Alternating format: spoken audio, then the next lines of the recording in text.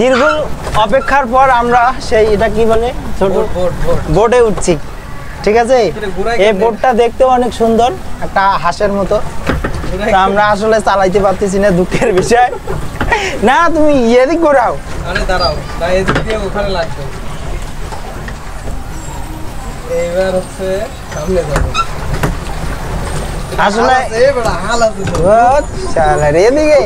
আসলে ড্রাইভার খুব নতুন, বুঝছেন, জীবনের প্রথম উঠছে, এ কারণে আমরা চালাইতে পারতেছি না।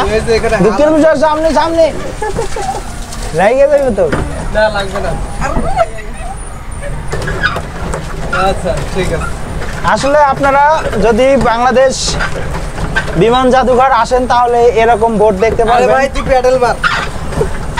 সে কিন্তু আমরা কিন্তু সন্ধ্যার পরে উঠছি, ঠিক আছে, এই কারণে আমার ভিডিওটা একটু মানে অন্যরকম হয়ে গেছে, তো অন্ধকার হয়ে গেছে। তো আমরা এই যে ঘুরতেছি, আমরা এই ছোট্ট একটা পুকুর আছে, এই পুকুরের মধ্যে কয়েকটা বোট আছে।